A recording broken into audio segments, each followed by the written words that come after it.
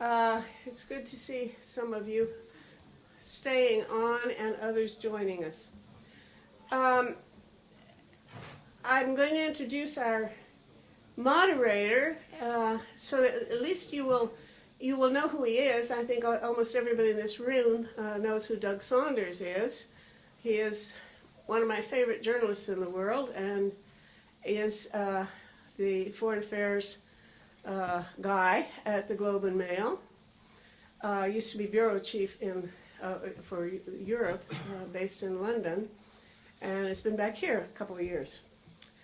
And sitting to his left is Andriy Kamenshikov, who is a real honest-to-God, on-the-ground peace worker who goes around trying to make people be peaceable. He invents things in communities that help build trust and confidence and reduce real community stresses. I think the thing that most interested me was he was telling me once about a place he goes into. He's in the Caucasus a lot, although he lives in Moscow. And he was telling me about a town in some place in the Dagestan or someplace, Chechnya, where there's a lot of stress between teenage boys and the cops. And so he buys soccer equipment, uniforms and balls and stuff, and he gets the police to go out and organize a soccer team and coach them, of these young hoodlums. And I don't know, did it work? Yeah, at one point it worked. Yeah, he does a lot of that kind of thing. So and he is a coordinator for a whole network of peace organizations in Russia and I guess a wider region, right? So anyway, he will be a speaker. And we have an invisible man. Even they rolled the screen up because the person who's going to speak first is Andriy Kulykov, who is a journalist, a radio and television journalist in Ukraine, and who is probably out on the road someplace in some little town. I don't know where you are, Andriy, but I hope you're all right. And he isn't within reach of Skype, apparently. But they've set up some deal where they're going to have a telephone conversation with him, and he will give a presentation. And then there's John Pfeffer, who is not here. But he sent me an email a while ago saying that his plane should land, I think, at the island airport at 4:30. So he could be arriving any time now and joining us.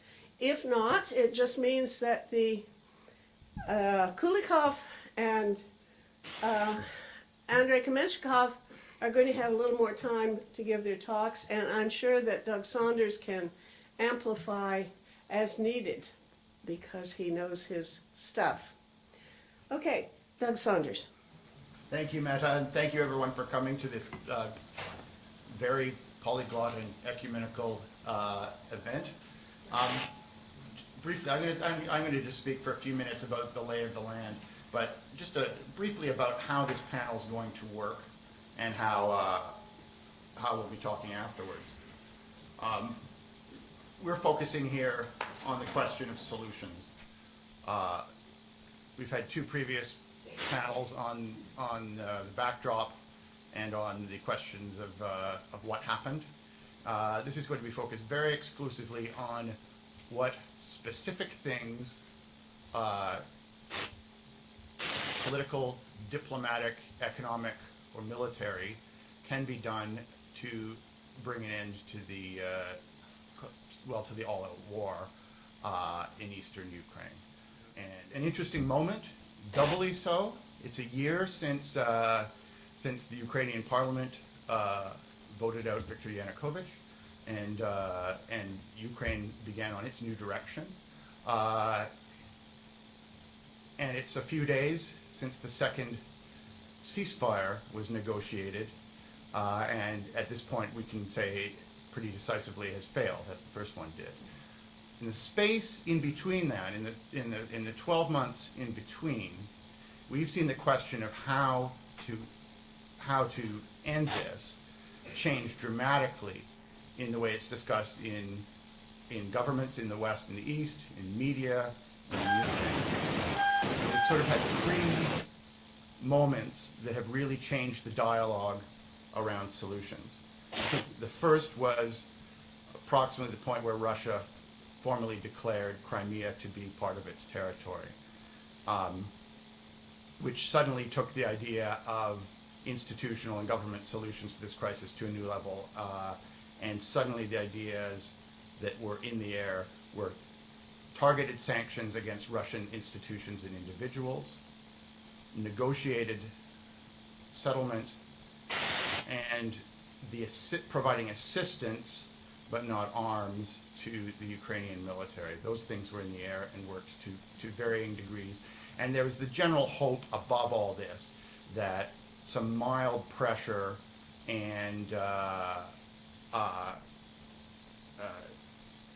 against Russia, some mild concessions on the Ukrainian end would cause the troops to back off, would cause the simmering conflict at that point in the East to simmer down and all that to end. I think the second watershed occurred with the downing of flight MH17, which I think made governments everywhere realize that this had become a serious war with real human consequences, and that the more mild diplomatic solutions were not going to work.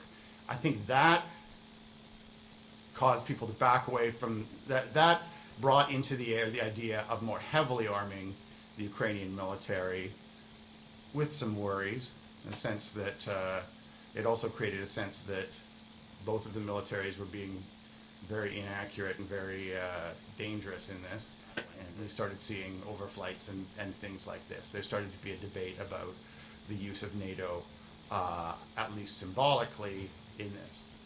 And I'd say the third watershed has occurred around the two failed ceasefires, particularly at the moment. Because the second ceasefire, the one that essentially is failing at the moment, was built around this idea of a negotiated settlement that would have involved a more federal structure for Ukraine. It was essentially built around the idea that Vladimir Putin had been seeking to have the eastern districts of Ukraine become something like Abkhazia and South Ossetia are in Georgia. And the fact that even that very large concession would not result in a ceasefire from either side, I think did a lot of damage to that idea of that sort of a negotiated settlement, to the idea of offering federalism as a solution. And I think it's also killed the idea of arming the Ukrainian military, in the eyes of most of the governments I've been speaking to lately. I think there's an understanding at this point that the Ukrainian military does not have the competence or training or anything to achieve anything, even if it was heavily armed up by the West. And that at best, in maybe 2 years, it could achieve that kind of tactical competence, by which point it would be much too late. And I think we're having a new conversations happen in the major capitals of Europe. And the two big things I hear from Germans from both major governing parties and from the Green Party, from British officials, from some Americans that are new on the agenda, are moving beyond economic sanctions targeted at specific organizations and individuals in Russia to a discussion of a much more extreme total economic isolation of Russia. It helps that gas supplies are now available from other places that are coming on stream and so on in Europe. Or a NATO strike, which is suddenly something that actually is at least something that places like Germany and Britain are willing to discuss as a serious possibility. The Kosovo solution is what some people call it. I don't know whether that will ever come to anything, but it suddenly is something that is not being dismissed by these people. So we've gone from a point of mild diplomatic solutions to a point where actual military strikes are being contemplated, and all those other things are still on the table. So I'll leave it to the panelists here to talk about what they're seeing on the ground and what they think could work at this point, now that we've had this series of watershed moments of failures of other efforts, and in the context of other things. So let's start, given that it's 7 hours in the future in Kyiv at the moment, or in Ukraine in general, with Andriy Kulykov, who is speaking by Skype. Can you hear me, Andriy? Yes, I do. I can. So Andriy, just briefly, he worked for the BBC in London for many years, since really the beginning of Ukrainian independence, since that era. He hosts a live political talk show on Ukraine, on ICTV, and he was a co-founder of Public Radio Ukraine, and has been all over this country during this conflict. Where are you now, Andriy? I have just come from Kharkiv to Kyiv. Kharkiv, where today a terrorist attack took place during what was supposed to be a peaceful march to commemorate the memory of people who were killed in Kyiv on Maidan during the protests against Mr. Yanukovych's government. The security service says that there was a radio-controlled explosive device that exploded just as the march started. 2 people killed, 9 wounded, a lot of confusion, a lot of thoughts about what's going to happen next. And the Ukrainian security service says that traces lead to Russia. We'll still have to check this. We'll still have to see how well-grounded or well-founded those claims are. And the people in Kharkiv, the activists, the pro-Ukrainian activists, say that tomorrow they will hold a rally to commemorate the victims of today's tragedy. And of course, if people were to hold rallies to commemorate every victim of this conflict, of this war, then these rallies would go on for I don't know how long, because every day we lose people. We lose people on both sides of the front line.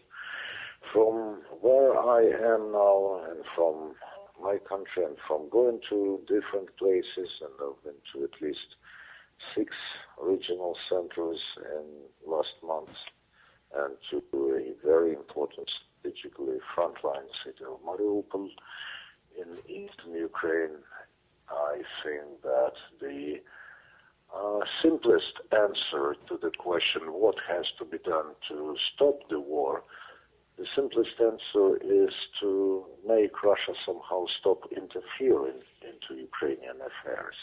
But then another question arises: how do you make this? How you achieve this? And this is one of the questions to which I honestly don't have an answer. Of course, there are many, many options that people here discuss. For instance, I've heard from some people from Russia, and yesterday, by the way, in Kyiv, there was a round table between academics and public figures from Ukraine and Russia. And some of them say that nothing is going to change until Mr. Putin leaves his office. And they say further that he will leave his office only when he's actually alive no more.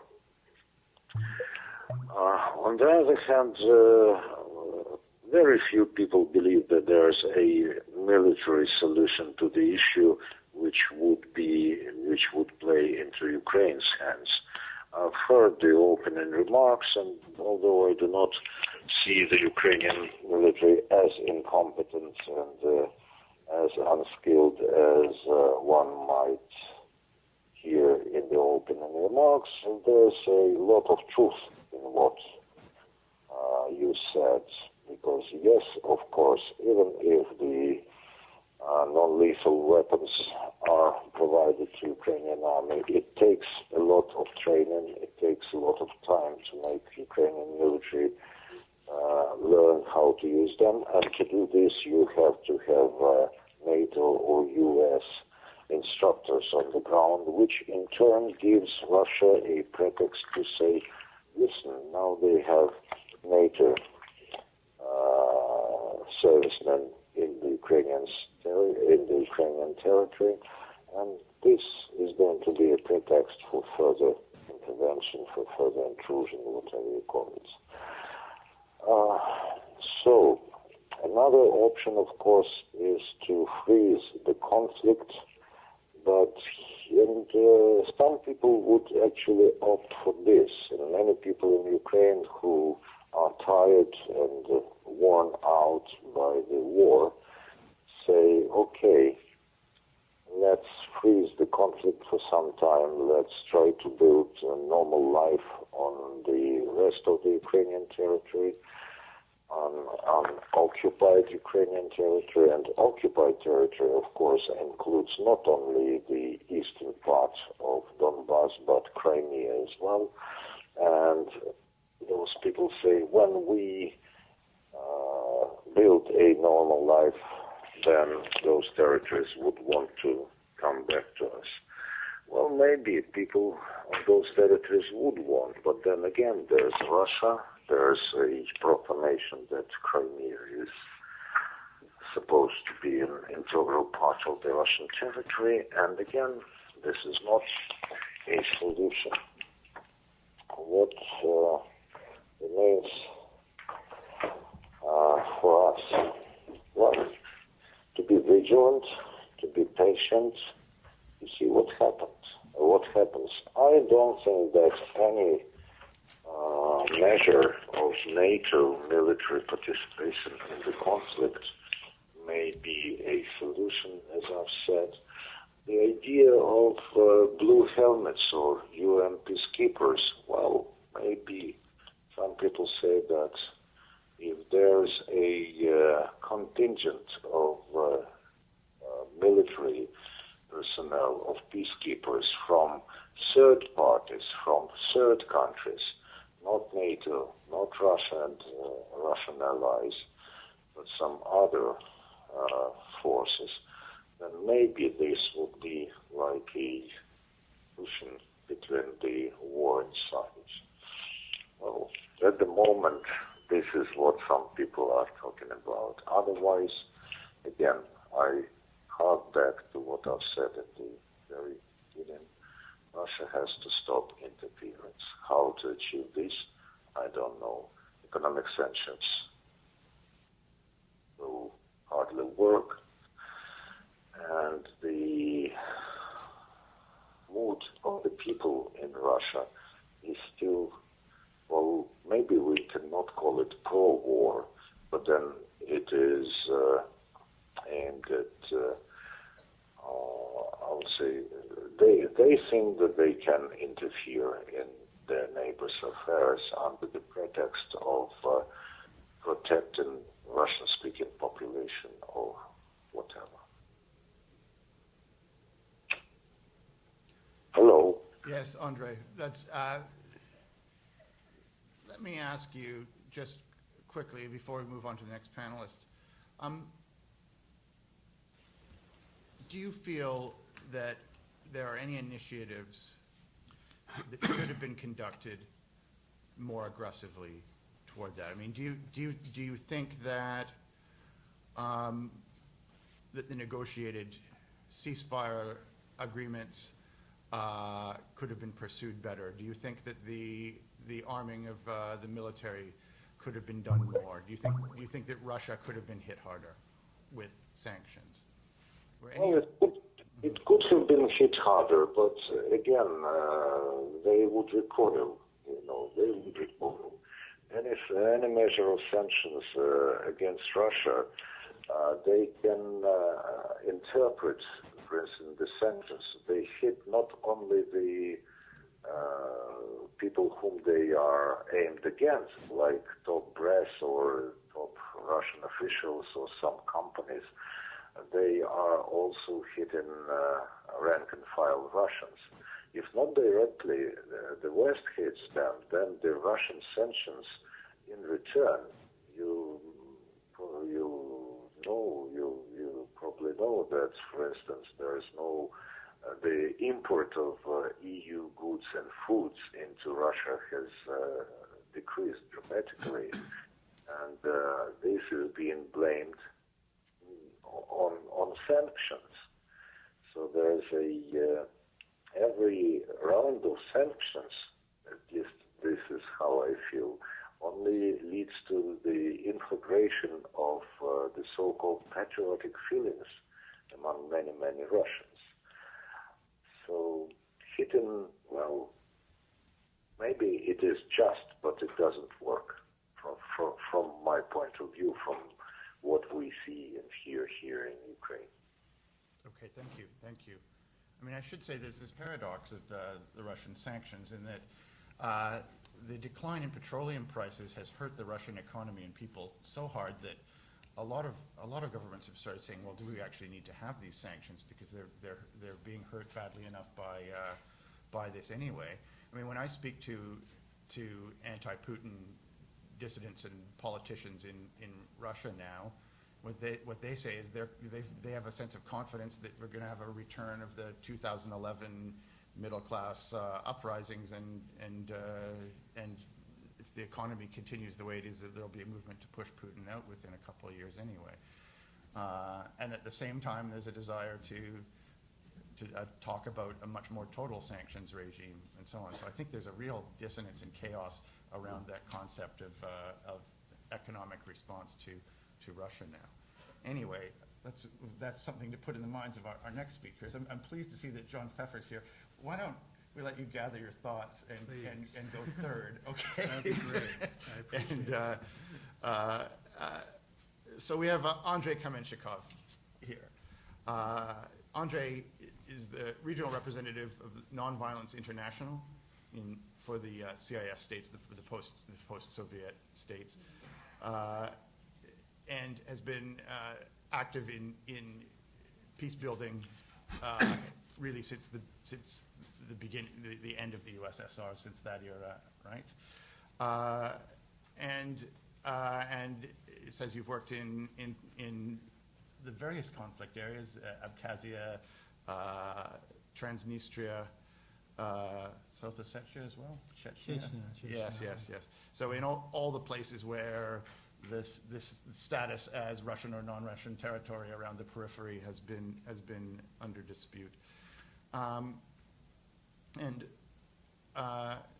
his current work involves developing local capacities for peace in areas of potential and acute violent conflict, primarily in North Caucasus, where he works closely with local NGOs and civil activists. So Andriy has been engaged with the concrete questions of how to end conflicts like this on the ground. So I'm very interested in hearing what you have to say. Thank you. Yeah, I just should say, and this is connected to the developments in Ukraine, that while what's been written here for me is true, I had to discontinue my work in the North Caucasus areas. So this year made a decision to end that because it became basically impossible to continue, especially taking into account that lately I was very much involved with networking with other civil society organizations on the Ukrainian situation, and it just became impossible to continue the work our group was doing in North Caucasus. So yes, we have this experience, but we're not actively continuing this work anymore as for the last few months. And as I mentioned, most of my work, let's say not my organization maybe, but my work over the last year was actually focused on the situation in Ukraine. I happen to be a coordinator of a network of civil society organizations in that part of the world, and most of our organizations are actually Ukrainian organizations. It's one of the branches of what is called the Global Partnership for Prevention of Armed Conflict, which is actually a global network of civil society groups working for peace. But it's because it's global, it's subdivided in 15 regions, and one region, which basically the Eastern European region, is our the local network that I coordinate. Most organizations are actually Ukrainian organizations, so obviously they've been very, very much involved with all the events that were taking place recently, and myself, I've been to Ukraine numerous times, probably at least a dozen times over the last year. So based on that, and as well as based on my previous experience, I would like to speak about some potentials for the future. Some, let's say, something that I would like to hope for as possible positive scenarios. But I also would like to first mention some important, some common misconceptions that I think people have about the conflict, and that maybe interfere in locating reasonable solutions. So, to be brief, first of all, I would like to say that the conflict that we see today in eastern Ukraine should not be put in one row with other interethnic conflicts that took place over the past two decades after the collapse of the USSR. And it should not be interpreted as an interethnic Russia versus Ukrainian conflict. The reality is that there are ethnic Russians, ethnic Ukrainians fighting on both sides. They are citizens of Russia fighting, for example, on the Ukrainian side today, as well as other people from other countries. So when people say that it's more a civil war, I would probably agree with that. But in a sense, it's a civil war not just for Russia, for Ukraine, but for Russia as well. And it's not just because they're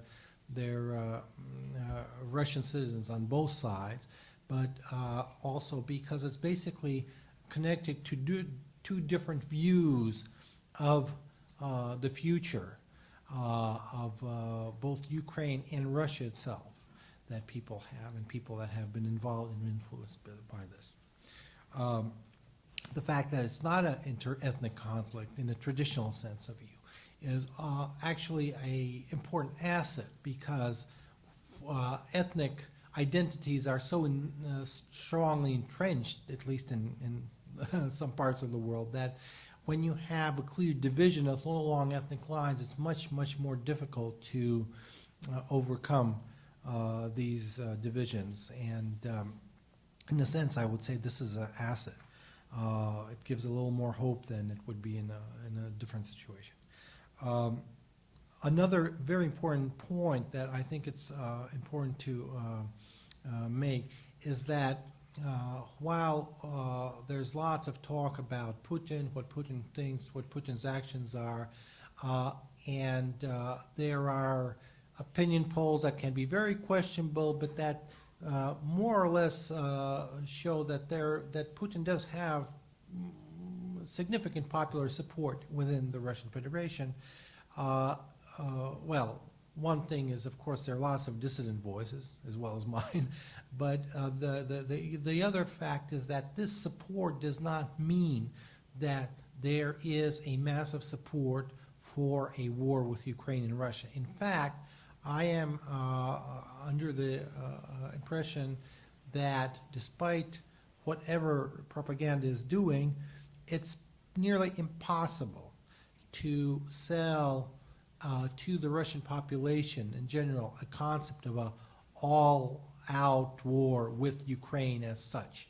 And I think that the reason that this war is being disguised and Russian involvement is being disguised in many ways is precisely the result of that. It's not really Western powers that the Russian government is trying to fool by doing the way that things are done. It's basically trying to hide from its own population this reality, and that's also, in a sense, an asset, because I do not believe today that there is a potential for a major military escalation, because, well, number one, I don't think that Russia really has the military power for a war with such a country as Ukraine, and two, because this kind of war simply it's something that you can't sell to your own people. So that's something that I think is important to keep in mind. Another mistake that people make often, and for example, on a previous panel that I enjoyed listening to all the speakers very much, and I don't know who of the speakers I have more disagreements with that I would like to discuss, but I really enjoyed it. One of the things that may confuse people is they say, well, this conception that the decision-making in Russia is very clear and centralized and so forth. Well, there's no question that there's one man that really makes key decisions in Russia. But that does not exclude the fact that there are very, very different groups in his surroundings that are trying to promote competing policies. And my feeling and my what I know from some things that I witnessed myself being in Ukraine, and from my watching the media and various reports about especially the beginning of the war in the east of Ukraine, is that yes, this was not really a direct operation, but certainly it wasn't of the government, but it certainly wasn't something that could be explained as just some kind of genuine rebellion.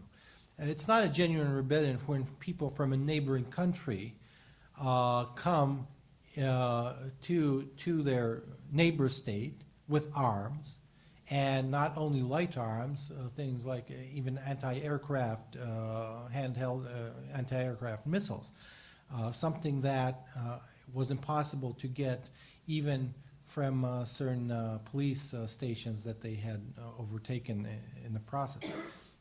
So definitely there were some groups linked to, I don't know, the parts of the administration of the president or whatever that were involved in these events.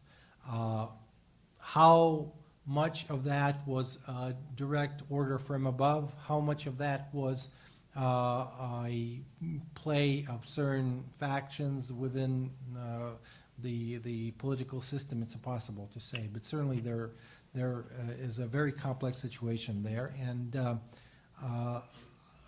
that's something to keep in mind. That not it's very naive to make judgments whether this is really controlled by Russia or not, because it might be that one party in the Russian government is actually playing its game and another is playing its own game. So that creates, of course, lots of confusion in competing policies as well. And a few points that I would like to make based on my previous experience. I did have a opportunity to witness the development of a few violent conflicts in the post-Soviet states over the last few decades.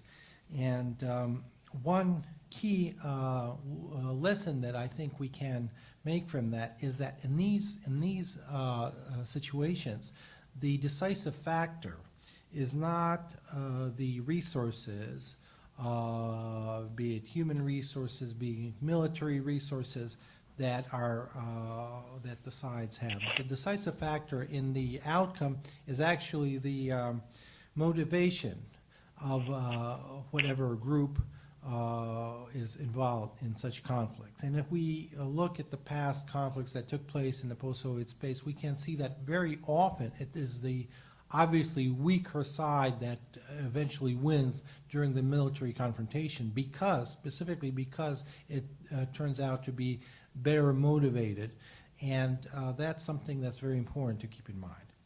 Now, moving towards solutions, first, I think that it's a very big mistake to look at solutions in a narrow way when we look at it as a particularly military conflict. For me, it just as other conflicts in the post-Soviet state, this is a conflict where it's basically a war for the hearts and minds of the population. And if we started looking at it from this angle, we might find many opportunities to make our efforts, I mean both efforts of, let's say, or civil society organizations that are working for peace, efforts of the international community, and basically everyone that is interested in peace, make them more effective. One of the problems that there is this entrenched mentality right now on both sides, and that one of the problems is that people often start focusing more and more on trying to gain control of territory than actually trying to win over the population.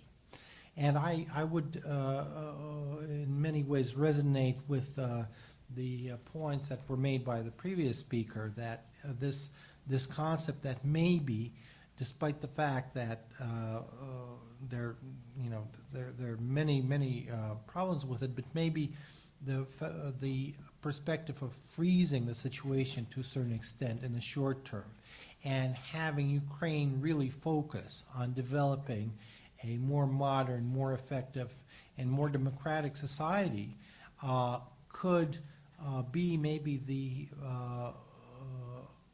most effective way in the current realities. I do not see today the possibility of a military victory in any development. It's if Russia openly interferes in Ukraine, what is probably not very likely, but openly interferes on a massive scale, makes that decision. My experience says that it will certainly be a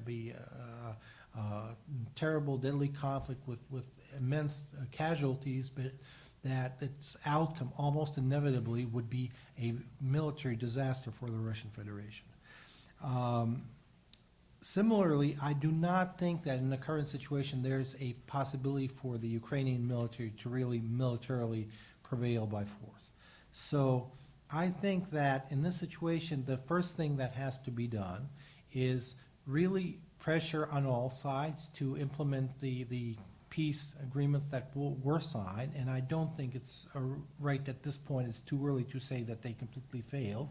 Yes, there have been violent incidents, especially in one specific area after the peace agreements have been signed, but nonetheless, it would be naive to expect things to move very smoothly. A possibility of a third of a force of a peacekeeping force may be a very reasonable possibility. I don't know whether the sides would accept that, but nonetheless, maybe that could be a helpful step. But I think the real focus is on trying to win the future rather than to win the past. And I think that Ukraine, in that sense, has a strategic advantage because, unfortunately, the policies, the concepts that are today being imposed on the Russian population by the government and by the propaganda are concepts of the past. And while they can resonate with certain feelings that people have, they're not a foundation that you can build a modern society on. So in that sense, I think that Ukraine has to really recognize that it has a strategic advantage. And to win the peace, you need to have it. So yes, there needs to be certain concessions. There needs to be you can't, there's no absolutely ideal solution right now, but I think that focusing on the future and focusing on the really winning over the population, winning over the hearts and minds of the citizens of Ukraine, of people from all different parts of the country, and of course people from the east of Ukraine as well, is the key path in this direction. And one other thing is that, of course, it's very important to start to there's no question that Russian propaganda has been very effective in influencing people both in Russia and in certain areas in Ukraine, and has played a major role in the escalation of the conflict. But unfortunately, I often see that there's the Ukrainian media often tries to answer to this with its own sets of lies and propaganda and stories, and I should say that they're usually much less professional than the one coming from the Russian side. And I think that the best media, the best media strategy in this situation can be just trying to stick to the truth as much as possible, even when the truth it might not be very favorable to your side. Nonetheless, in the long term, I think that's the only winning way for the path that Ukraine wants to take. So I think that that's something that also needs to be addressed. And finally, I would like to just give a few examples of things that are being done today by civil society groups. One of our members, our members of our network, for example, is working right now in the city of Odessa, which it's not in the east of Ukraine. Who knows? It's in actually more to the southwest of Ukraine, but it's a city where there has been lots of tensions, and there was a terrible incident on May 2nd when over 40 people were killed during a fire in one of the government buildings during these clashes that took place. And it's also one of the few cities in Ukraine where there have been attempts to maintain a civil society dialogue between groups of different political opinions, including groups that are labeled as, let's say, pro-Russian. Because the reality is that in many areas, people that do hold these views today do not feel very comfortable speaking openly about them. Well, and even in our network, there have been some heated discussions whether this is a right strategy to discuss things with these people on a part of, let's say, organizations, let's say pro-Ukrainian organizations. Well, just recently, a few weeks ago, I was in Odessa, and I witnessed one of these meetings that they were holding between the groups that have different political opinions. And one woman that I spoke to, I spoke to her first in May. It was just a few weeks after that tragic incident, and she was, let's say, from this, let's say, pro-Russian group people in town, and she mentioned, it wasn't said because I was there, it was just mentioned that one of the things she did because of these dialogues is she convinced two friends that had opinions similar to her and that were ready to go to the east and fight on the separatist side. She convinced them not to do that because of these dialogues, and because she saw that there is opportunity to discuss certain issues with her fellow citizens and solve these, or at least, address issues in a non-violent way. I think that that's just one practical example of what can be done by supporting civil society dialogue within Ukraine on all levels. And I think that that's something that really has to be strengthened. And again, there's no one ideal solution, but efforts in all these directions, I believe they can help bring Ukrainian society out of the mess and on a much better to a much better future.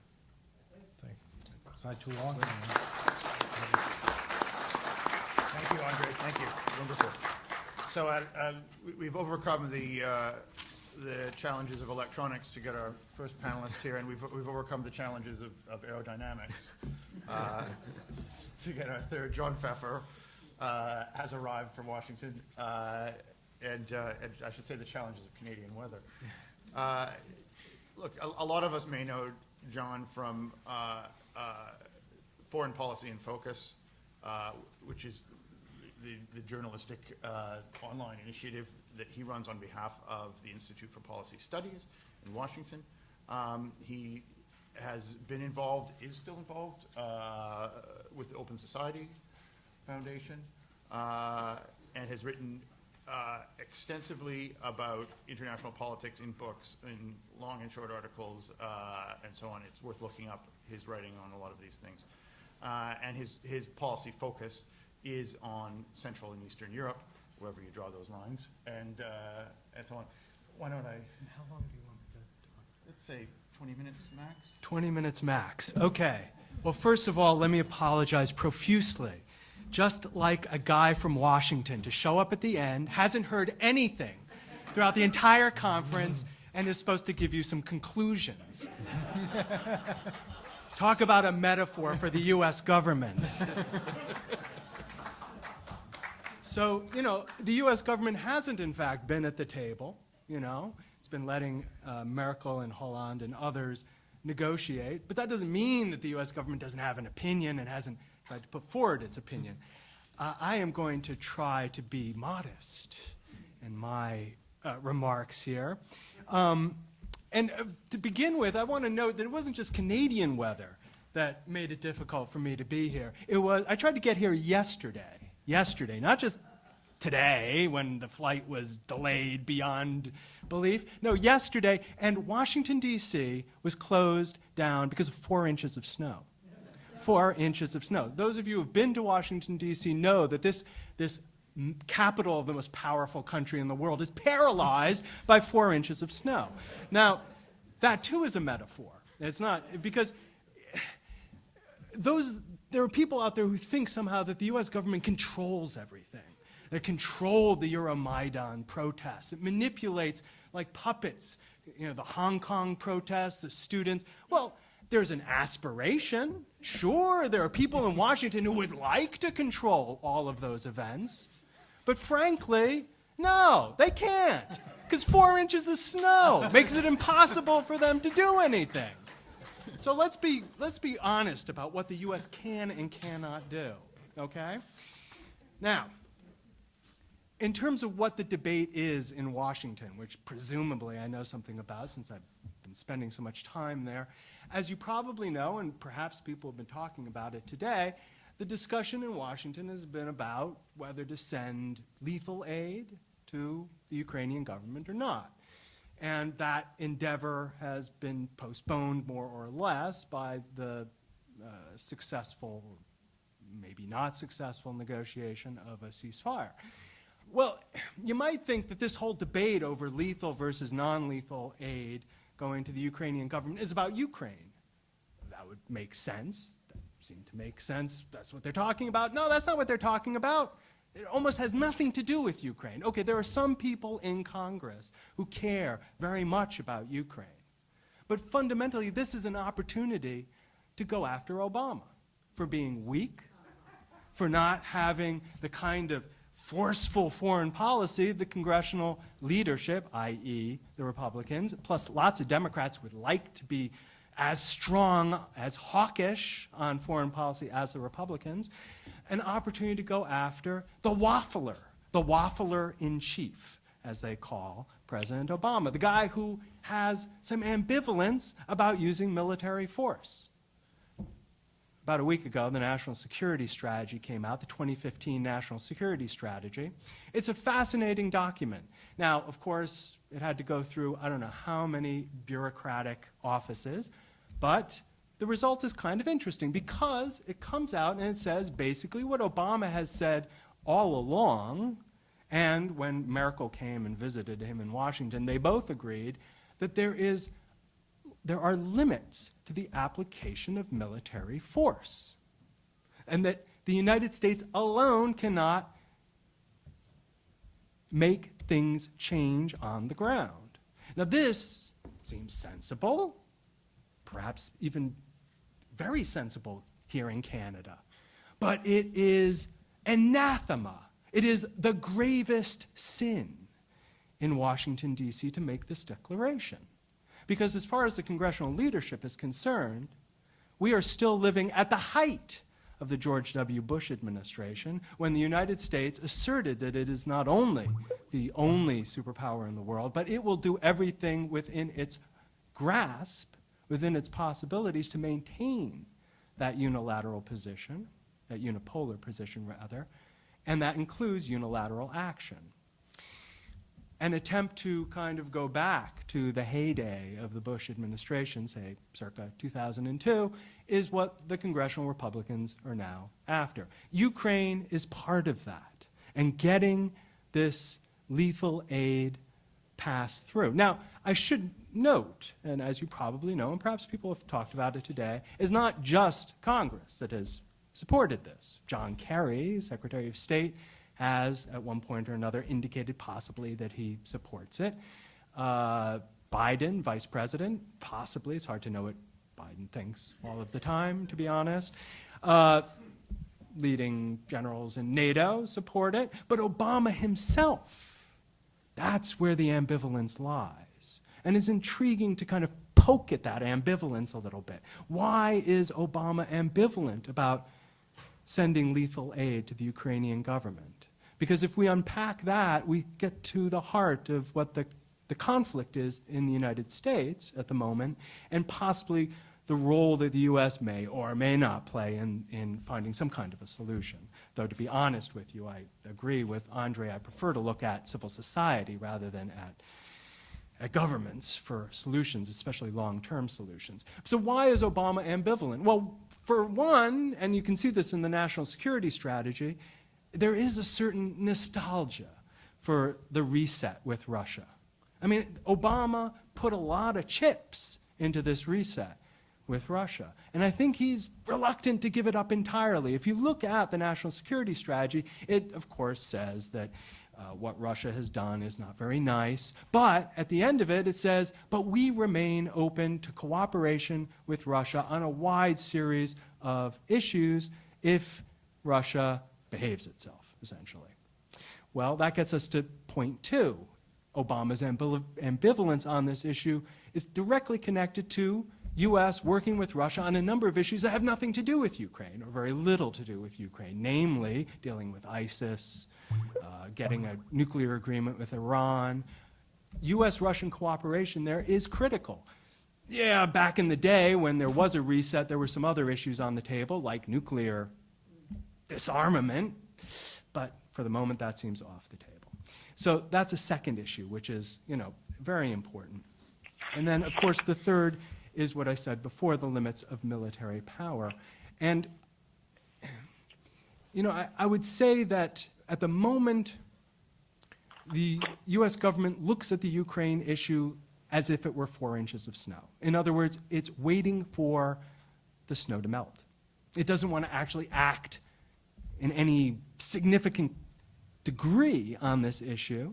Now, if it were an emergency, i.e. if Russia were to invade a NATO country, if there was massive military escalation, and we were talking about moving beyond even, say, conventional weapons, or up to the next level of conventional weapons, well, that would raise the emergency level in Washington. But at the moment, it's 4 inches of snow. And I think the Obama administration is comfortable in waiting this one out for the most part and letting Europeans and others to negotiate this. Now, I also am uncomfortable not only coming late and giving conclusions, but I'm uncomfortable on an issue like this, which is so divided. As I was watching the audience when you were speaking, I could see people nodding their heads or shaking their heads vehemently. Like, I'm sure, you know, when I walk into a room, people want to know, well, which side is he on? Does he support the fascists in Kyiv or the fascists in Moscow? We want to know. And then we can judge whether he's telling the truth or not. Well, I have to say I know that there are some fascists in Kyiv, and I know that there are some fascists in Moscow, but generally speaking, I don't hold to either of those particular perspectives. But the degree of passion and the degree of division on this issue outside of Ukraine gives us some indication of how difficult it's going to be to resolve this issue. Now, Stephen Walt, who writes for Foreign Policy, wrote an interesting piece recently in which he talked about why we shouldn't, the United States that is, send lethal aid to Ukraine. And he said the reason why is because there are two different kinds of powers. He was trying to define what Putin's Russia is exactly. He said there are two different kinds of powers. One is the kind of power that is led by a guy who's ambitious and will seize territory, like Hitler, and will only be stopped by aggressive deterrence. Okay? The other type of power is one that acts out of insecurity and fear. And that if you try the deterrent strategy against that power, all you lead to is greater fear and insecurity, and therefore an escalating situation. So that model should, he said, tell us how to respond to Russia. If we can define what Russia is it under Putin, again, I'm talking about Putin specifically, not Russia in some abstract sense. If we can figure out whether Putin really wants to grab territory and will only stop if he must, or if he's simply acting out of fear, that determines whether we should add more weapons, so to speak, to the equation. And he said, well, my reading of it is that Putin is acting out of fear and insecurity. Therefore, if we add more weapons to the situation, he's going to feel more fear and insecurity, and he will escalate in turn. And therefore, he said, we should basically not add weapons. Well, my reading, I would love to believe that the world falls into these two categories so neatly. Unfortunately, I don't think it does.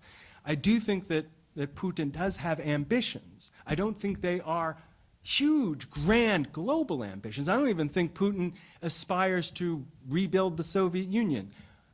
I do think, however, he would like to create basically a zone of influence around Russia, the so-called near abroad, and that will deal with feelings of fear and insecurity. In other words, it's a combination of the two. It makes it difficult, however, to figure out a solution to the situation if it straddles these two categories. I wrote a paper 15 years ago now criticizing U.S. policy toward Russia under the Clinton administration, calling it containment light, that the Clinton administration pretended that it was a friend of Russia, but in fact it was essentially reconstructing containment with a smiley face version, expanding NATO, et cetera, to the verge of Russia. This containment light, I would argue, has produced empire light as a response by Russia. And that's what we're seeing today, empire light. It's not, like I said, a grand, ambitious territorial grab by Putin that will go to the Baltic Sea or grab Romania or whatever. No, it's limited, and it's limited, I would argue, to the sphere around Russia of these frozen conflicts that we heard mention of earlier, and perhaps you talked about them lots today, South Ossetia, Abkhazia, Transnistria, and now Eastern Ukraine. When we start talking about solutions, and this is the last section that I'll talk about, conflict resolution experts talk about ripeness. Ripeness. Is a conflict ripe for resolution? Now, that term ripe is a euphemism. It's a because it sounds nice, doesn't it? When fruit is ripe, it's ready to eat.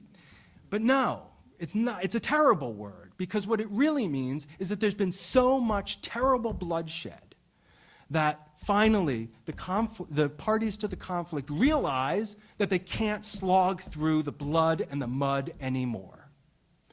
The Korean War reached ripeness, so to speak, after 3 years. But frankly, it was only the first year of the Korean War that showed these massive changes in the fortunes of the armies. As one went up the peninsula, the other went down the peninsula. The last 2 years of the Korean War, there was practically no movement whatsoever, but there was still a lot of loss of life. The situation became ripe only when the North Koreans plus the Chinese on the one hand and the South Koreans plus the US on the other hand figured out that they basically could not gain another inch of territory. They could not without, again, losing more and more people, and that in their respective countries, for whatever reason, there was no stomach for it any longer. Unfortunately, I don't think we've come to the ripeness, so to speak, in Ukraine. I don't think the rebels at this point believe that they can't get more territory. I think they do believe they can get more territory. Regardless of whether the heavy artillery is withdrawn, regardless of whether fighting continues in the various sections, I do believe in the leadership, the rebels still believe they can seize more territory. I also think that the Ukrainian government harbors a hope that it can maintain territorial integrity, which would ultimately mean pushing the rebels back. In other words, we're not there yet for that kind of mediation. When Merkel was asked, well, what if this ceasefire doesn't work? What's plan B? Well, she didn't really have a plan B. I don't think anybody really has a plan B, but there was this kind of thought of a demilitarized zone, a kind of what you were speaking of, a freeze to a certain extent, to let people kind of figure out what comes next. Coming from a Korean context, the demilitarized zone is not the kind of analogy we want to see, because of course the DMZ has been in place since 1953. That's a really long time. I don't think anybody wants to see a demilitarized zone in Ukraine last that long. But, and here I really hope you do talk either as a result of questions or just among ourselves about the examples of South Ossetia, Abkhazia, Transnistria. These are what I call ghost limb scenarios. These are areas where the central governments of Georgia and Moldova, in these two cases, I still think that they have these limbs, but when they look down, all they see is emptiness. It's still, there's this sensation, there's this feeling that the limb should be there, but it's a ghost limb, and it's a ghost sensation. And I think ultimately what we're looking at in eastern Ukraine is a ghost limb in the making. It's not fair. Are we going to come up with a fair solution? Geopolitics is not fair. There's nothing fair about it. The war's not fair. Many of the people who are not acting out of justice. This is not a fair situation. We're not going to get a fair solution. What we hope for is a solution that minimizes pain and suffering among the most people possible. And from that point of view, I think the central government in Ukraine would best be advised to think about this ghost limb possibility. I'll end with a terrible analogy, but one I'm afraid might apply to this situation. Has anybody seen the movie 127 Hours? 127 Hours, Aaron Ralston, a hiker in Utah, knew what he was doing, went out there, hiked around, until he fell in a crevasse and a boulder right down on his arm. Pinned him. Now, for the first 165 hours, he was like, I can get out of this. I got some food, I got some water, someone will come by. And then it dawned on him, his food was running out, his water was running out, and his time was running out. And the only thing he had was a not very sharp utility knife. And you can watch the movie if you have stomach for it, but that's what we're talking about. That's the situation. And I think Ukraine would be well advised to consider that, however painful it will be. And again, it's not fair. It wasn't fair for the boulder to fall on Aaron Ralston's arm. It's not fair. But this is a terrible situation. And we have to work at the governmental level and the civil society level to find a solution that can minimize the pain and suffering. Thank you very much. Thank you, John. Often do. Let me just ask you, as we gather a few questions here, talking about Washington's reluctant role in this, the sense I've got all along in this conflict is that Washington in general, maybe until now, or maybe even now, has generally wanted this to be something that's dealt with by the Europeans. I mean, and I think it's largely because Washington and Ottawa as well had put a lot of money into democracy movements in Ukraine over the years. 10 years ago with the first anti-Yanukovych movement, we sunk a lot of money into it. Canada, for the first time, overtly supported an anti-government movement. Some support for Tymoshenko and so on over the years, all of which came to naught. And there was a real desire by North American governments to back away from that. And I think during the Maidan protests, what was striking was Washington's absence in that whole thing. I mean, famously, some State Department official was bugged discussing which post-Yanukovych candidate would be preferred. I thought the astonishing thing in that was, first of all, that she picked the right guy, and second of all, that it was taking place so late in the game when the government had almost fallen, and there still wasn't really any support from Washington. There was a real sense of let's let Europe, and particularly Germany, handle this. Has there been a sea change, like since MH17, since these ceasefire talks, or is there still a sense that this is a European problem? This is not for the United States to be engaged in? Well, I think, again, when we talk about the United States, there are a number of different actors here, and each of them has a different motivation.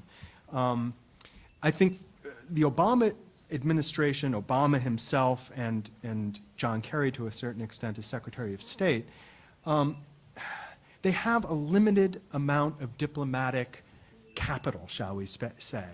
And that capital they can spend in the United States and internationally. And they've identified what the priorities are. Number one priority is Iran in terms of diplomacy. Number two priority, if we're talking about international relations more generally, is dealing with ISIS. Ukraine, it's important. There's no question it's important because transatlantic relations are important. NATO is important. Democracy promotion to a certain extent in the State Department is important. But if the Obama administration has to go to bat for an issue, has to use its political capital to persuade members of Congress who are generally hostile to its foreign policy, Ukraine is not top of the list. I mean, look at Cuba. I mean, the United States couldn't do that by itself. It had to rely on the good offices of Canada and the good offices of the Pope. I mean, it wasn't Obama out there doing this diplomacy himself because of, even though there had been a sea change in attitudes in the United States on Cuba, it still was too much of a political risk to be involved in the actual diplomacy. It was hard enough to get the agreement, passed through, and we still are dealing with an economic embargo. So I think it's a question of priority, and it's a question of which kind of branch we're talking about here in terms of the United States. Well, thank you. And we have some quite nice questions coming in, actually, I've got to say. Let me read you a pair that involve a good question about this, which is NATO's position in all this. And I think these two are related questions. Would NATO's demise take the fear out of Russia of the Eastern European theater? And a related one, if Ukraine would renounce ever to join NATO, if it would declare that it is never going to consider joining NATO, would we have peace in Ukraine and conditions for territorial integrity. Let me first see if Andriy Kulykov is there. Are you still there? Yes, I am. What do you think of this question? Is NATO the solution for Ukraine, or is distancing itself from NATO a solution? Distancing ourselves from NATO may be a temporary solution until, again, the things fall into a pattern when Russia needs some foreign enemy, external enemy. And Ukraine is a logical external enemy for Russia to beef up the muscles, beef up the mood of the people. So basically, I think that as long as there's independent Ukraine, then whatever it does, whatever it says, does not safeguard independence with such a neighbor as we have now in modern Russia. I mean, in today's Russia. Does not necessarily mean that Russia will stay the same forever.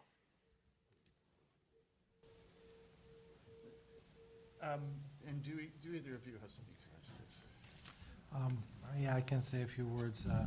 Till about a year ago, I think it was pretty clear that Ukraine was, in fact, there was a overwhelming feeling in Ukrainian society that the best option for Ukraine would be this neutral state position. And it's these events of the last year that changed this. So the problem is that even if this kind of solution would take the fear out of Russia and would help, the problem today is how do you sell this solution to the people of Ukraine that have been influenced profoundly by the events of the past year. And there was a joke, actually, I heard in Ukraine recently that exactly about that, yes, Ukraine should sign a agreement, sign a declaration that it will be a neutral state, and to sign that declaration, it should use the back side of the paper of the Budapest Declaration that it signed with Russia 20 years ago, when Russia promised to guarantee its territorial integrity. You know, not only Russia, but the U.S. and UK as well. Yes, exactly. Yeah. It's a funny thing. I mean,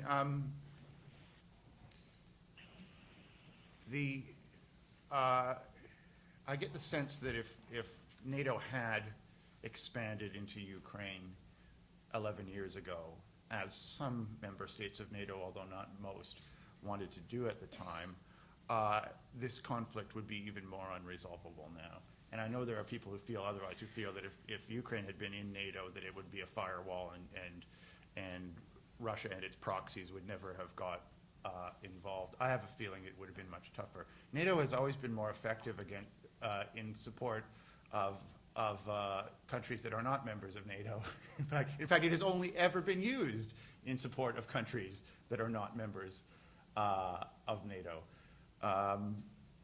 Well, that would prove, though, that... Yeah, and I mean, I wonder, even a dozen years ago, Russian military officers would quite happily say to me, yes, we fully expect to be part of this military alliance, even if it's not called NATO in the future, because we have common enemies with Europe.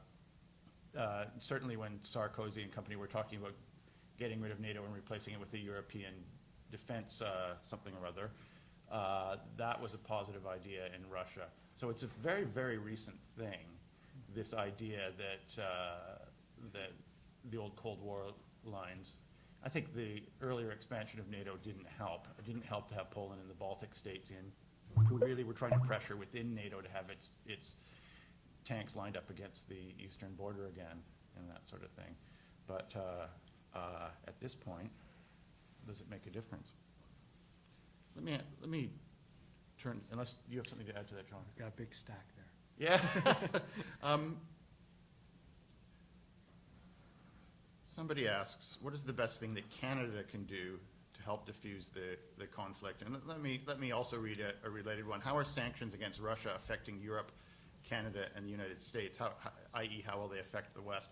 This, by the way, is a germane question in Canada. Canada's Conservative government announced what seemed to be very tough sanctions against Russian individuals and institutions and corporations, tougher than some other countries on paper, and then quietly backed off them to a huge degree and didn't institute them to a major degree, but because an exemption was put in place saying we're going to withdraw sanctions that could affect Canadian companies that have business interests, notably petroleum companies, which is a pretty big part of the economy, because there was a bunch of the oil patch executives went to Ottawa and said, look, if you institute these sanctions, we're going to lose very large parts of our, we're providing the oil infrastructure for a huge part of the, and suddenly what was tough sanctions became very mild sanctions.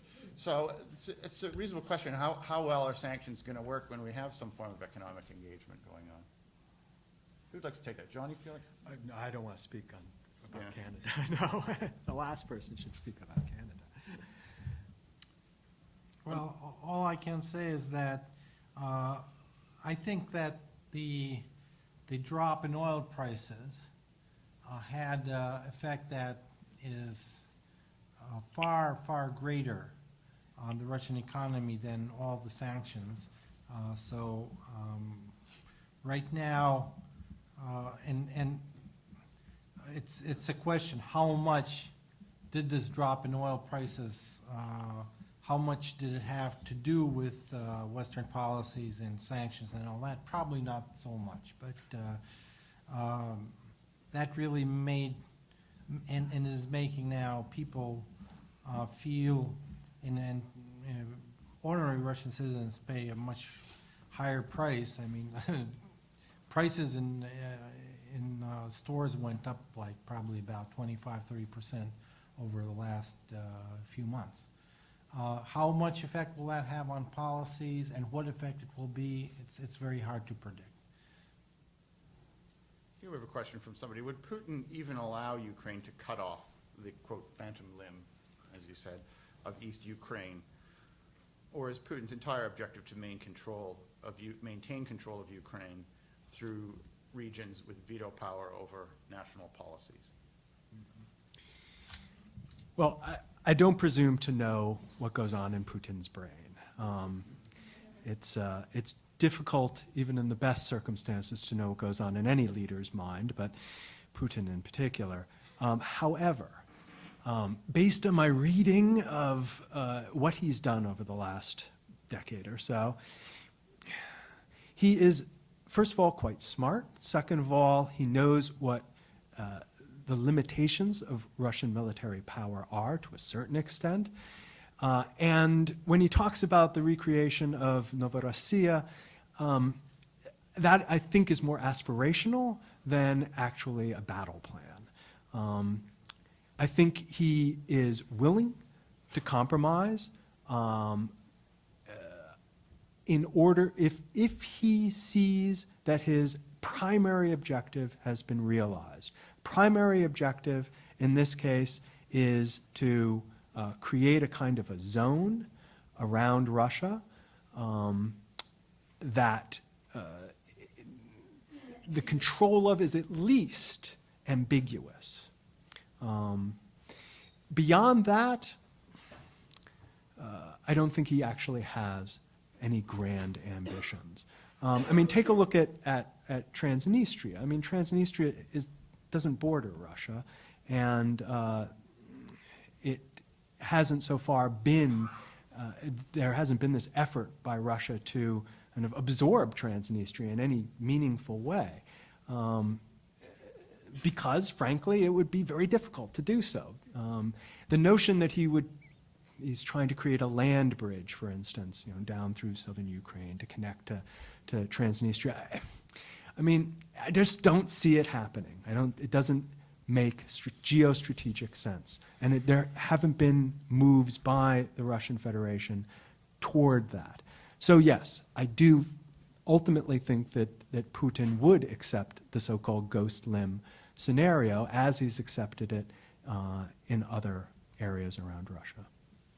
Though you might disagree. I just probably would question your idea that he's a clever because if you look at the actual consequences of his policies, I mean, even from basically his, again, you can't say what his point of view is, but from the point of view that is being declared officially in propaganda in the media, you know, the consequences, the long-term consequences are disastrous. A year ago, the attitude in Ukraine toward Russia was very, very different. And there wasn't even a serious issue of NATO, joining NATO and things like that. Now the question is how to explain to the Ukrainian people that they don't have this right. You know, so it's.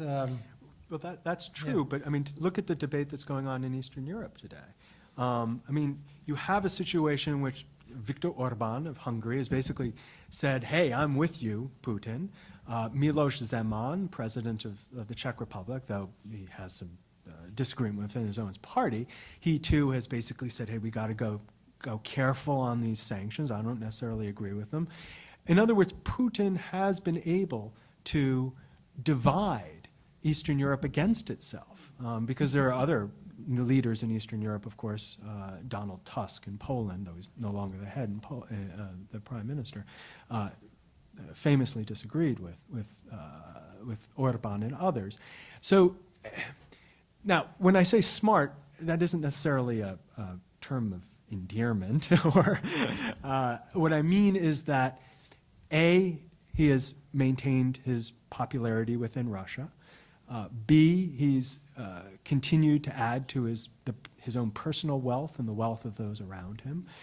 C, he's kind of created Russia in his own image, the bureaucracy in his own image, the ruling structures. From that point of view, there are going to be consequences, because there are always going to be consequences. And I think maybe he did miscalculate what Ukrainian public opinion would be vis-a-vis NATO.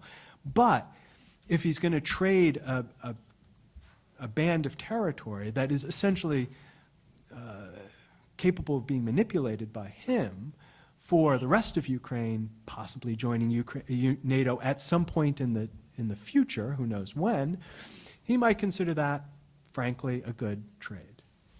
Yeah, but it's not all about what he considers, and you know, it's much more complex. You know, it's not a chessboard. You know, people speak about these, but you're dealing with human beings. That's true. I was only because the question was about Putin. It didn't really ask about. Okay, you know, I the think we should Silovki or stop something. discussing things between ourselves and answer questions. Sure. This is an interesting one. U.S. provision of military aid to Ukraine would be seen by Moscow as a declaration of war and spark a global escalation of Ukraine's separatist conflict. The question is, why does Kyiv insist on the military solution to the conflict instead of accepting the concept of federalization like we have here in Canada? That's an interesting question. I mean, I think it's that ship has sailed in the case of Crimea, which has been declared Russian territory, making the concept of federalization difficult. And I should say that everywhere else in eastern Ukraine is much trickier, because in Canada we have one province that has an overwhelming majority of francophones, and we have 9 that have an overwhelming majority of anglophones. In even the most ethnically and linguistically Russian parts of eastern Ukraine, maybe the most Russian is 1/3 in any of those parts, which makes it, and of that 1/3, as Andriy said in over Skype, many of them are loyal to Kyiv. Many of the ethnic Ukrainian and linguistic Ukrainians, some anyway, have mixed loyalties and so on, especially now that the Ukrainian military and the Russian military have both hurt a lot of civilians and changed people's loyalties. So there's that problem. But here's a question, yes. Why not just, I mean, that's almost what you're partly suggesting with the freeze. Would the outcome of that be a federal structure? And if there's a federal structure, is it going to end up like Canada, or is it going to end up like South Ossetia and Abkhazia? Well, if I would know how things end up, I would be a rich man today. But I think that we're speaking, of course, first of all, it's for Ukraine to decide whether they need a federal structure and so forth. And if you ask my opinion, I don't see anything terrible in that. But it's not the problem is who decides this? Is it the Ukrainian people and the Ukrainian government that decide, or can this be imposed on them as some kind of deal between Putin and Merkel and Obama and so forth?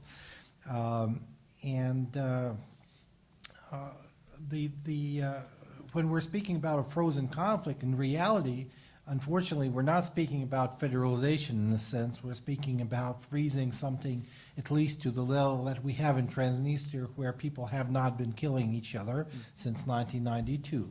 And that's a big achievement. But, of course, you can't say that Moldova is a federal state and these issues have been resolved.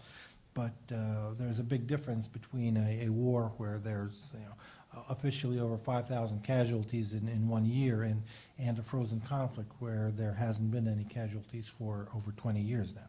So if we can move toward that state, and I believe if Ukraine can really start focusing on changing itself, on living up to the aspirations that people had when they went to the Maidan, then I believe that eventually this war for hearts and minds can be won, but without weapons. But of course, that's a long shot from where we are today. Yeah, I think that's a really important point. The federalism is not something you can impose, from above, either through an agreement by other leaders or even by the government itself. It really has to be something that is the outcome of a discussion. And obviously, we're not talking about a discussion right now in Ukraine. We're talking about, at best, the possibility of freezing the conflict.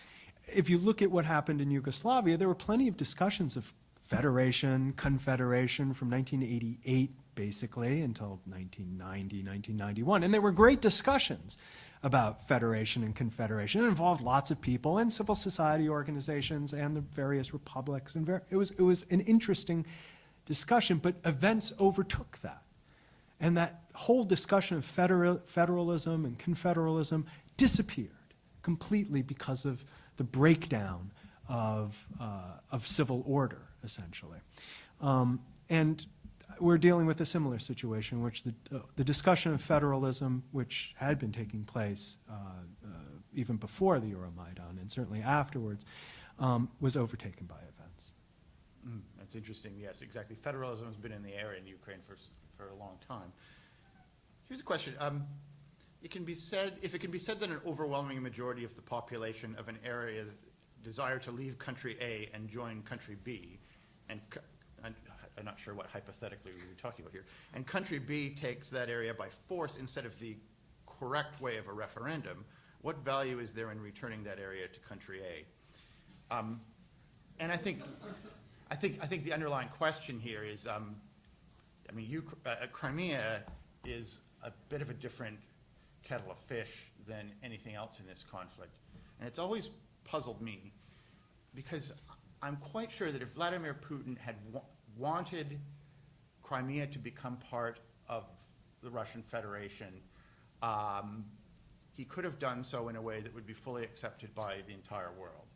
The impulse within the population there is strong enough that he could easily have stirred up a separation movement had the population hold a referendum much like Scotland's last year, except that it would almost certainly have been a majority in the yes camp, and won a majority victory in a fair and full referendum that would have been accepted by most of the countries of the world, and that would have been that, and so on. And the fact that this military intervention followed by a cooked-up referendum that wouldn't be accepted by anybody was instead done kind of indicates that the end goal is not to gain territory or bring together the great ethnic Russian solidarity, but is something else, and so on. But aside from questions of Eastern Ukraine and the wider conflict, is there any way that with Crimea we're ever going to put the champagne bottle cork back in the bottle? I mean, we're at a point where everybody recognizes that Crimea is going to be hard for Russia to let go of. On the other hand, Russia's done it in a way that no major country could ever possibly accept legally. There's no way we could ever accept Russia having taken that territory in that way as an antecedent. Is it going to remain ambiguous forever? Go down to Texas, talk to people down there. Texas wasn't, taken by the United States in a free and fair way. We seized it from Mexico, and there's still a lot of, even, more than 100 and God knows how many years afterwards, there's still tensions on that issue. But, so people will say that yes, time. France recognized it almost immediately, though. Well, they were our partners, and they had their own Napoleonic thing going on. But so you could say that after a certain period of time, geopolitical order kind of heals around any kind of break, however that break happened. But the tensions are going to remain, even if 20, 25 years down the line. What my hope is, both with Crimea and all the other frozen conflicts, is that we see something somewhat similar to what's going on in Yugoslavia today. There we had, again, a country that was torn apart by war, but you have half of that former country now part of the European Union, and most of those entities basically reconstructing a Yugosphere. They don't call it that, but of necessity, they are neighbors, and there are economic, commercial, political interests in dealing with one another. They've managed after a while to more or less deal with questions of genocide, questions of war crimes, etc., and they are dealing with practical issues. It would be my hope that 25, 30, 40 years down the line, we would see that happening in this region as well, as the proximate reasons for the division, for the conflict, whether it be ethnic or territorial, ideological, and all three have a role to play, have faded to a certain extent, and the regions cooperate with one another for pragmatic, practical reasons. It may be part of some new regional organization, as ex-Yugoslavia works with one another within the EU structures, or it simply could be outside of any kind of regional structure. I just wanted to make one little comment on Crimea. I think it's not that clear that there was such an overwhelming majority for the outcome that we face today. That has not been supported by opinion polls that have been carried out, maybe a year ago or so before all these events happened.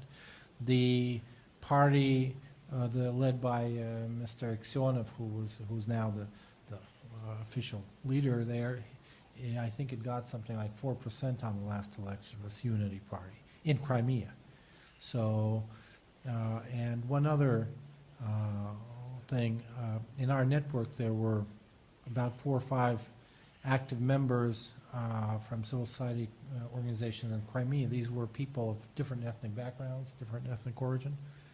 Some were ethnic Russians, Ukrainians, one woman, her parents are Italian actually. Crimea is actually a very multi-ethnic area. It's not just Russians and Crimean Tatars. It has a very long history, and it has ancient Greek settlements going down to 500-600 BC and so forth. All these people, members of our network, none of them remain in Crimea today. Most of them are now in Kyiv, other parts of Ukraine. One person migrated to the United States. 2 questions for John Pfeffer, and or for anyone, I suppose. 2 is what is happening an expression of an America in retreat run by a weak president? And this one, are there factions in the United States that might wish to draw Russia into an accelerated military intervention specifically to collapse the Russian state? It's an interesting scenario. So the first question, are we talking about America in retreat led by a weak president? That's certainly the way John Boehner, for instance, in Congress has characterized the president. And certainly some of the people who are jockeying for the Republican 2016 presidential nomination, Jeb Bush and others, it is an extremely useful political point to make because the idea that the world is less safe today than when President Obama took over in 2009 is a powerful campaign message. Even if it's difficult to show how the Obama administration has in any way contributed to making the world a less safe place. I personally think that the Obama administration is as committed to maintaining U.S. power in the world as all previous U.S. presidencies. I mean, just take a look at the Pentagon spending. It's not like it went down under Obama. In fact, it's been going up pretty steadily over the last couple of years. It was a slight dip for a bit, but certainly over the last couple of years. Has the president scaled back on drone attacks? No, I mean, he actually rapidly expanded it immediately after he took office. It's fallen off less recently. So he hasn't involved the United States in any major ground wars, as the Bush administration did, aside from the escalation in Afghanistan. And one could argue that, and certainly the Republican leadership has argued, that that's an indication of weakness, that the United States should never have cut and run from either Afghanistan or Iraq, but that, as far as I'm concerned, is fallacious thinking. So no, I don't think the United States is, under the Obama administration, at least it doesn't think of itself as a nation in decline led by a weak president. Second question is, are there people is there a faction, a political faction in the United States, in the Congress, I imagine, that would like to see the collapse of Russia as a result of this adventurism in Ukraine? I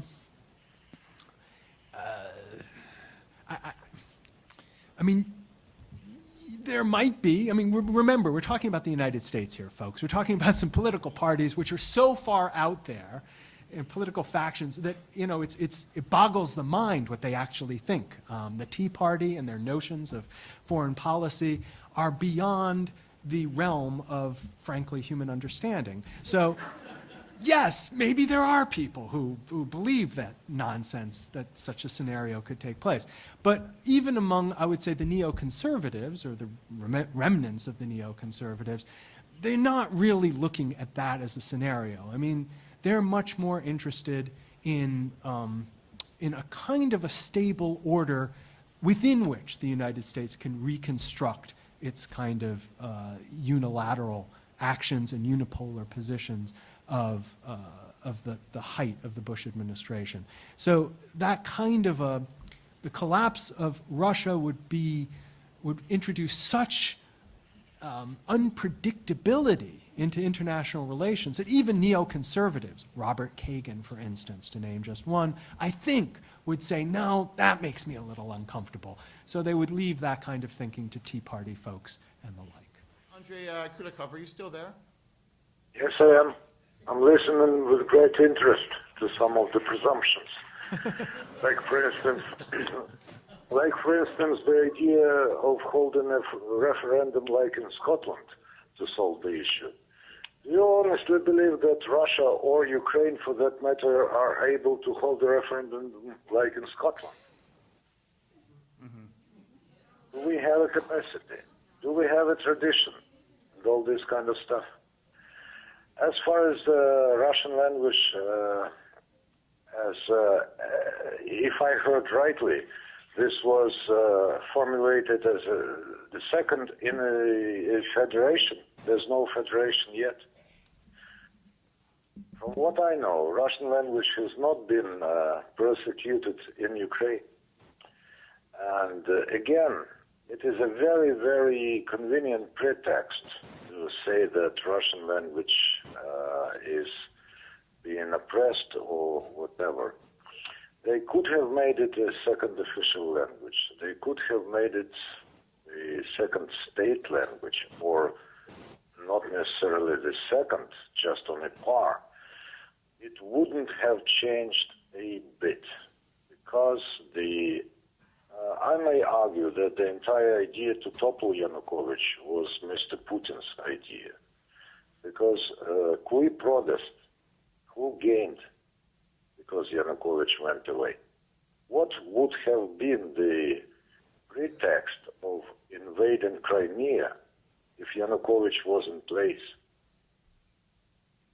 Whom would Mr. Putin protect from the Ukrainian nationalists?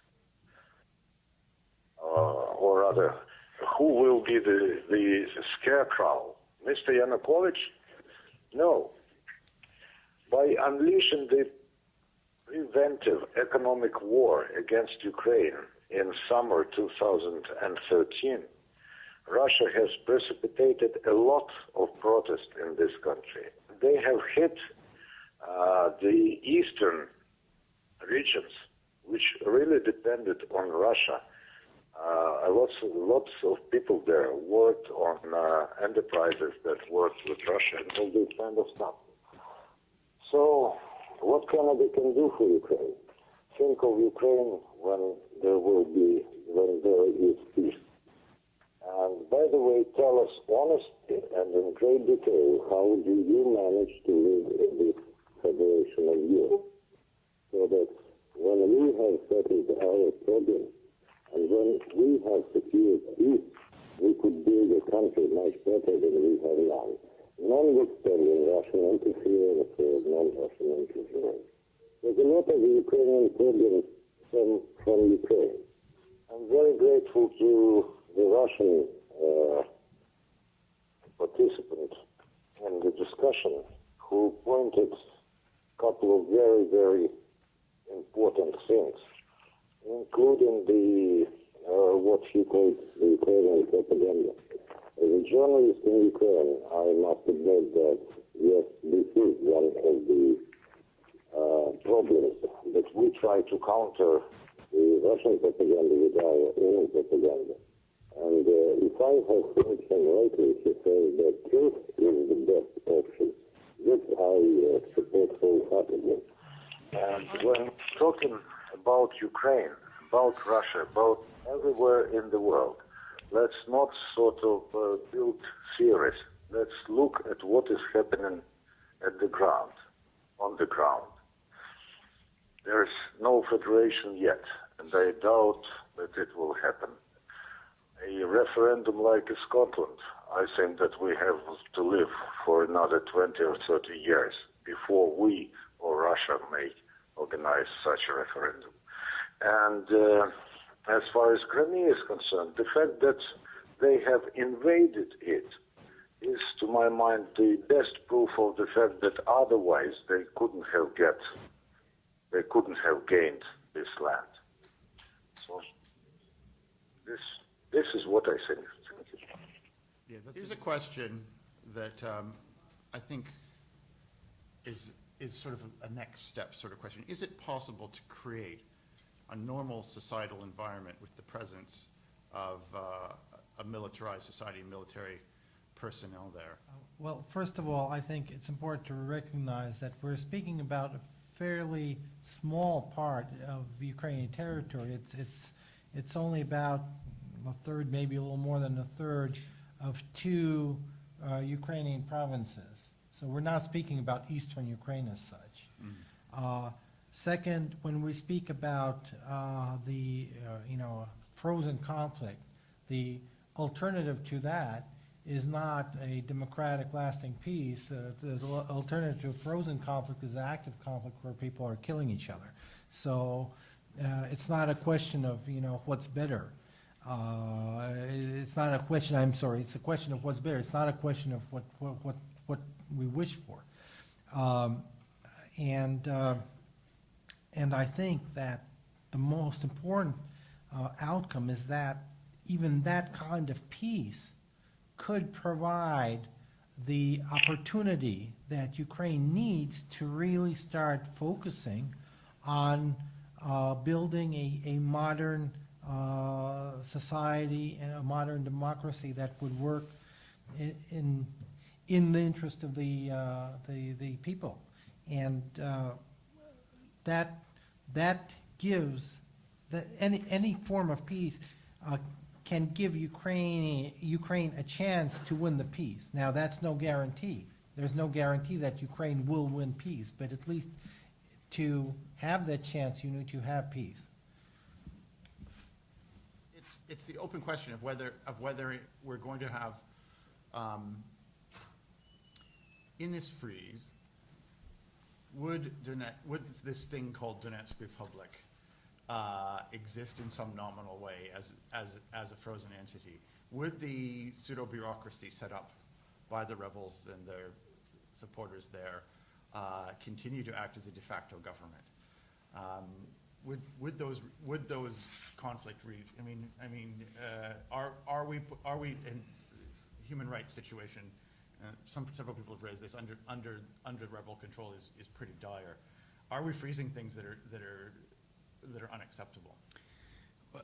I think the case of Kosovo in some senses is not comparable. I mean, I wish it were comparable, in some sense, because the case of Kosovo is somewhat hopeful, because if you looked at the conflict between Serbia and Kosovo at the end of the war, it looked as if there would never be any compromise. Serbia would never allow this entity to become an independent country. But there has been a sea change in attitudes in the government in Serbia. Some of the same people at the head of the government today in Serbia. Because they have a chance to join those European Precisely, and that's why the situation of Kosovo is different. Exactly. There is some external force for both Kosovo and for Serbia which pushes them together, which provides shall we say, the ripeness for some kind of a negotiated solution there. For the frozen conflicts we're talking about, they don't have that external. If they're lucky, these sections of Donetsk and Luhansk would have the status of South Ossetia and Abkhazia. Remember, South Ossetia and Abkhazia have, I think, 4 countries in the world that have recognized them. There's Russia, there's Nicaragua, there's Nauru, and I forget the Venezuela. Various people depended on Transnistria, and correct me if I'm wrong, has nobody. Not even Russia has recognized Transnistria. No, nobody wants it. Well, I mean, that's what we're talking about, a frozen conflict which will have negligible international legitimacy, negligible economic viability. It has some coal, of course. It will be dealing with the consequences of this war and the human rights violations. We're talking about a very, very challenging situation for the people living there now. And I think, as you said, the best situation is the lack of everyday violence at this point. That's the best situation we can hope for.